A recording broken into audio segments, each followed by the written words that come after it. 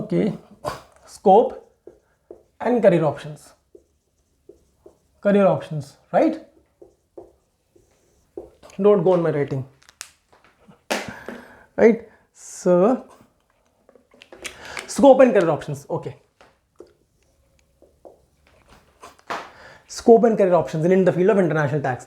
Number one, heavy options. I mentioned, remember I said that this is completely lots of opportunities, and that is this area is completely non-saturated. It's like a highway which is lying vacant, and not many people take their car on that road, because very few people in the country know about that road. So let me tell you this. Big Four, I need not mention, but Big Four, what? PwC, Deloitte, KPMG, and of course EY. Ernst & Young, formerly Ernst & Young, now it's simply known as EY. These are known as Big Four because these are big, really big. They operate in every country of the world, every continent, the US, North America, South America, the Americas, Central America, Latin America, EU, UK, Africa, India, Asia, China, Southeast Asia, Japan. There is no country in the world in which these Big Four guys won't have a branch or an office or number of offices. Huge. These are consulting firms, and they have thousands and thousands of people, and they monopolize the consulting business all across the world, right? And these big four, they are auditing firm. That's fine, auditing, fine. But then they also have a very big vertical, which is into advisory vertical. What sort of advisory? Advisory on international tax. Remember, DTCs, tax treaties, international tax. And at the level of the Big Four, you have a clear vertical between international tax treaties, mergers, amalgamations, tax advisory, inbound transactions, outbound transactions, as well as a different segment which deals with transfer pricing. Transfer pricing is a huge, the global TP services, global TP area is completely almost monopolized by the Big Fours. Is monopolized by the Big Four, and they have thousands of professionals working in the area of TP. When I talk about transfer pricing, you have TP studies, you have benchmarking of transactions. Remember, there were two transactions. Transaction was between AE1 and AE2. This was an intra-group transaction, and this was a transaction outside the group. So benchmarking of transaction. How do you benchmark? How do you establish that this transaction is arm's length? So benchmarking studies, TP documentation, transfer pricing documentation, transfer pricing policy, global TP policy. So all this is being done by TP. APA, advanced pricing agreement, mutual agreement processes. So huge amount of work and huge amount of job opportunities in the area of TP with Big Fours. Commerce guys, lawyers, economics guys, huge amount of opportunities.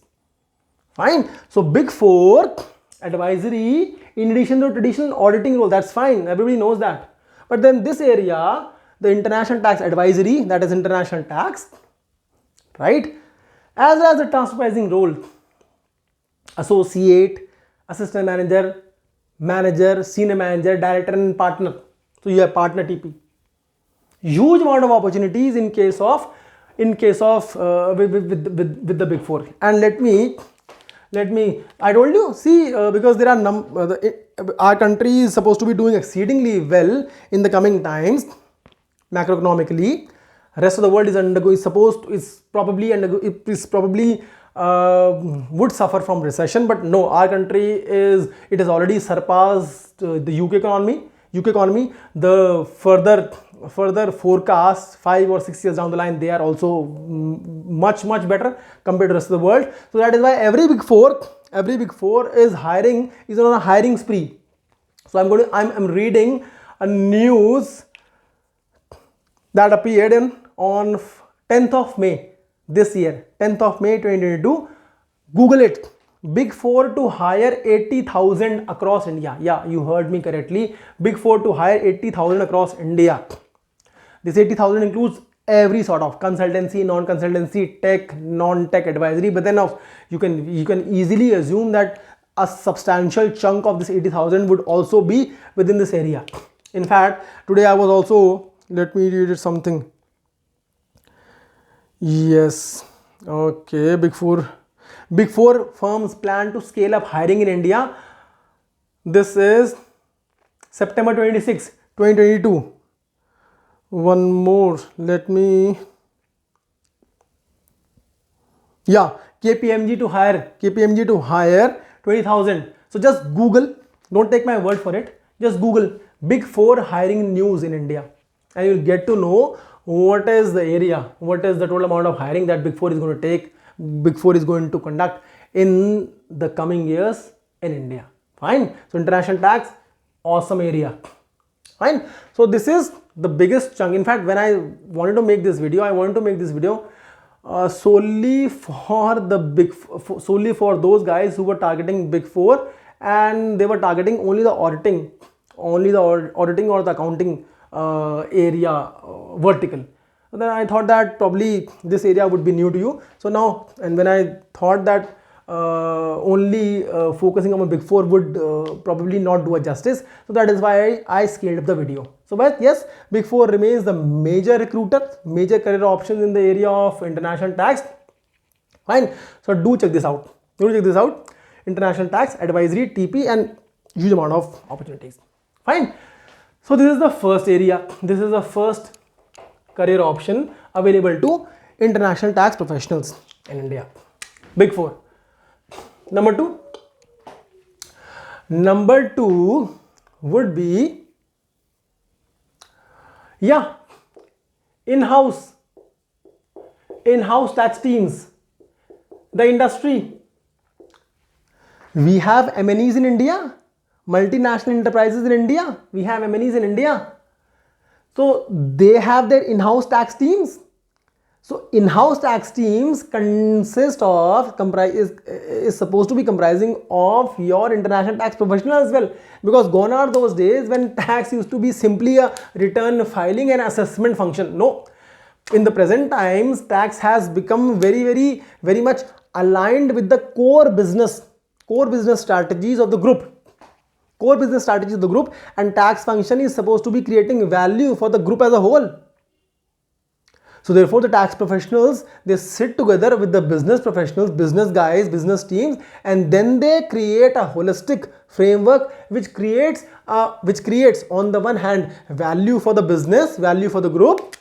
So tax teams, international tax, because multinationals, international tax teams which would sit together with the MBA guys, business guys, and they would put their heads together, and then they would create structures that would create value for the group.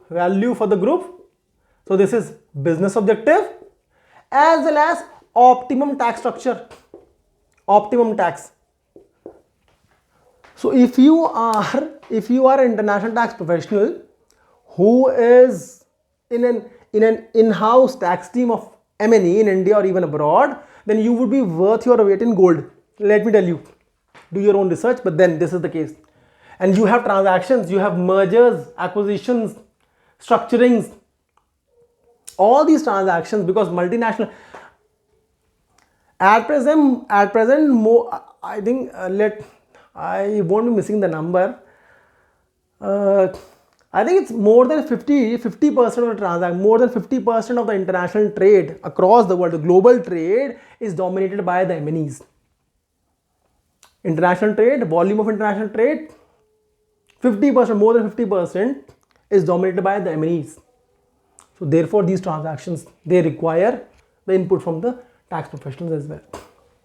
Fine. So second option, in-house tax team, and you can be a lawyer, you can be a commerce guy, you can be a CA, you can be accounting, financial specialist, but then you're a specialist of international tax. And let me tell you, when you start working, the international tax area is so huge, then you super specialize. For example, you are working in transfer pricing, then you become transfer pricing specialist who is doing transfer pricing only for, say, pharma M&Es, pharmaceutical M&Es, Cipla, Novartis, Pfizer, GlaxoSmithKline, Beecham, pharma M&Es.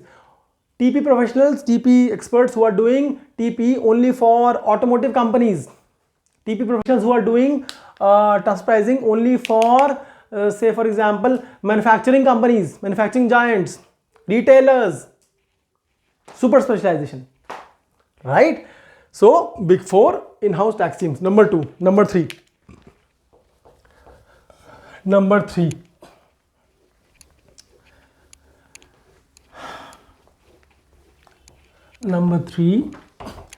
would be firms.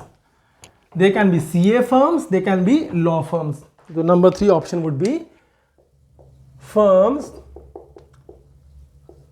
You have CA firms, you have law firms. Apart from the big four, you have other firms as well. Remember Arthur Anderson. It used to be a part of the big four, and at that time they were not big four, they were big five. That was pre 2008. So now Anderson got stuck, it got knocked off. That is the way by which big five became big four. That is minus Anderson. But now Anderson is still very much there in the business. It has alliances, it has global alliances, so they're still there. Then apart from Anderson, there are other CA firms as well who work in the area of international tax advisory as well as transfer pricing. So CA firms, right? In addition to CA firms, let me tell you something about law firms. Law firm, tier 1 law firms. I'll not name any of the law firm. Tier 1 law firm, tier 2 law firm even. Lawyers, 3-year or even 5-year students. Tier 1 and tier 2 law firms, they have tier 1 and tier 2 law firms, they have a area partner tax who takes care of advisory as well as the litigation aspect. Remember that case, celebrate case. Which case? Vodafone case. What was that case? That was a typical international tax case, Vodafone case. 2007, income tax authorities, that is revenue, it wins. It's a complicated case, I'll explain that at some other time. 2007, revenue wins, income tax authority of India wins. The case goes to the Supreme Court. That was in Bombay High Court. Income tax authorities won the case. Then Vodafone appeals, the matter reaches the Supreme Court, and then in 2012 the Supreme Court overturns the decision of the Bombay High Court. So Vodafone wins, and the rest is history. Huge case. In fact, just last month, I was reading a case matter, and I came across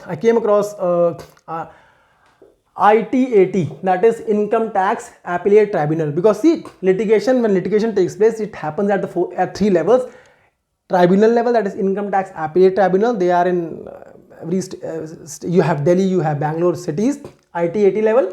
Then you have high courts, and then of course you have the Supreme Court. So 3 level of litigation. Before this you have commissioner appeals. Forget that. So that matter involved ITAT Bangalore, and quickly you had Ireland, you had India, you have Google Ireland, you have Google India. See, multinational group. Between 2007 to 2012, Google India had made payments to Google Ireland. These payments were what? 1457 crores, 1457 crores. And IT department, income tax department was alleging that these payments, 1457 CR, these payments are what? These payments are in the nature of royalty payments. IP, you use the IP and you pay, you make royalty payments. So IT department was alleging that these are in the nature of royalty payments. In 2018, Income Tax Appellate Tribunal of Bangalore agreed with the submission of the department and said yes, that they are in the nature of royalty payments, and therefore the Income Tax Department got a right to tax these 1457. Then obviously Google went to Karnataka High Court. Karnataka High Court referred the matter back to the ITAT Bangalore, and last month the ITAT Bangalore reversed its order, and in that order they've said that these 1457 crore are not in the nature of royalty payment. So because they are not in the nature of royalty payment, so therefore now Indian tax authorities, they cannot tax. Very, very interesting. Remember Apple case, Apple Ireland, international cases, Apple Ireland, Coca-Cola, US, Facebook, Amazon, Google. Huge amount of litigation work, advisory work, back end of litigation is at the fag end. Before litigation, you have advisory, you have structuring, you have transfer pricing. So when transfer pricing is one of the most litigious, one of the most hotly contested area in the world right now. So huge amount of opportunities for law students in this tier 1 law firms, tier 2 law firms as well. Fine. This is the third career option. Okay. Fourth career option can be academia, right? I love to teach. Academia.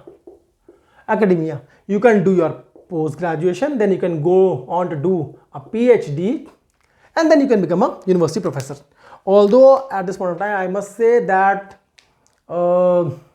international tax, the university courses in India, because I told you now that not many people are aware with this branch in India. So that is why at university level you don't have courses in international tax. But then I know of people who have done their PhDs in international tax. People from India, students from India, they've done their PhDs in international tax, and then they have entered into academia in universities across the world, universities in the EU, US, UK and other countries. So this is definitely an option available. Fine. So academia. Fourth. Fifth would be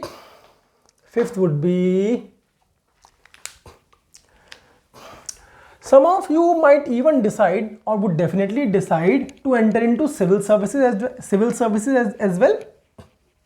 Civil services, some of you definitely would become civil servants, and civil servants, when you enter civil services, there are a number of departments: allied services, all India services, IAS, IPS, IFS, and then there are allied services. Allied services, one of the departments, one of the most coveted services is IRS, Indian Revenue Services. Indian Revenue Services. For the last 5, 6, 7, 8, 10 years, what is happening that the new officers of IRS, they deliberately they go into this area of international tax. They specialize into international tax, transfer pricing especially. They specialize into international tax, and when they specialize into international tax, then they enter into the policy making work. Remember the global bodies, OECD, UN has an international tax committee, international committee of experts on international tax matters. And there is a permanent representative. There is always a representative of India in this body. Obviously, that is at a very, very high level, global level. But then this is the available option at the policy level. OECD has number of vacancies available for IRS officers. So policy making at the highest level. Policy making at the highest level, you can go at the international level, obviously by way of deputation, and you can even work at policy level. You can even frame the tax policy in the country as well. Apart from that, you can enter into think tanks, NGOs in India as well as abroad. So this policy making work, this is also available. This is also one of the career options available to the experts in the field of international tax.